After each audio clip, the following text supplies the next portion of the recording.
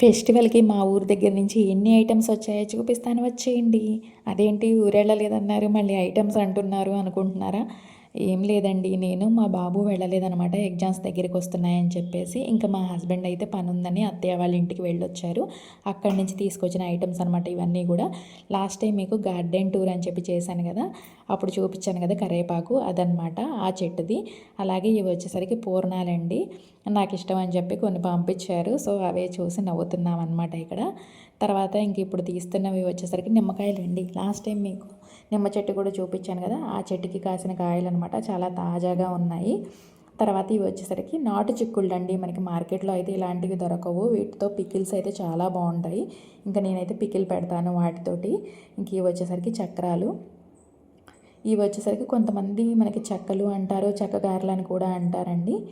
ఈసారి అత్తయ్య వాళ్ళు చేశారనమాట. అందుకని చెప్పి పంపించారు. ఇంకా అనుకోకుండా మా హస్బెండ్ కూడా వెళ్ళారు కాబట్టి ఇప్పుడు నేను చూపించబోయే అన్నీ కూడా అక్క వాళ్ళ ఇంటి దగ్గర నుంచి వచ్చిన ఐటెమ్స్ అండి. ఇవైతే రైస్ బ్యాగ్స్ అనమాట. ఇదేమో నాటుకోడి అండి. పందెం పుంజు టేస్ట్ అయితే చాలా బావుంటుంది. ఎప్పుడు కూడా రైస్ అక్క వాళ్ళ ఇంటి దగ్గర నుంచే వస్తాయి. ఎందుకంటే అక్క వాళ్ళకి పొలంలో పండినవి కదా! సో, ఇంక కొనుక్కోవడం ఎందుకు అని చెప్పేసి పంపిస్తూ ఉంటారనమాట. ఎప్పుడు కూడా ఫెస్టివల్‌కి సంక్రాంతికి అక్క వాళ్ళ ఇంటికి వెళ్తామండి. విలేజ్ కాబట్టి అక్కడ చాలా బావుంటుంది ఫెస్టివల్. ఈసారికి వెళ్ళటానికి కుదరలేదు కదా! అందుకని చెప్పేసి రైస్ అన్న తీసుకెళ్ళమని చెప్పి గొడవ చేస్తుంటే ఇంకా అత్తయ్య వాళ్ళ ఇంటి దగ్గర నుంచి అక్క వాళ్ళు ఊరు దగ్గరనమాట. అందుకని చెప్పి అటు నుంచి వెళ్ళి వచ్చారు. ఇంకా అక్కడి నుంచి రైస్ బ్యాగ్స్, నాటుకోడి, అలాగే సొరకాయ చూపించాను కదా! అది. అలాగే అరిసెలు. ఈ చిక్కుడుగాయలు వచ్చేసరికి ఇంకొక రకం అండి. ఇవి కూడా ఇంట్లో కాసినవే అనమాట. వీటితో కర్రీ చేస్తాను. ఇది వచ్చేసరికి మిఠాయి అండి. పాకం కొంచెం రావాల్సింది. అందుకని చెప్పి ఇలా ఉందనమాట.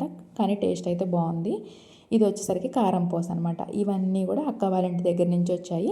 ఇంక ఇప్పుడైతే ఇవన్నీ సర్దాలి. నాటుకోడి కర్రీ కూడా చేయాలండి. మా ఫెస్టివల్ అయితే ఇలా గడిచిందండి.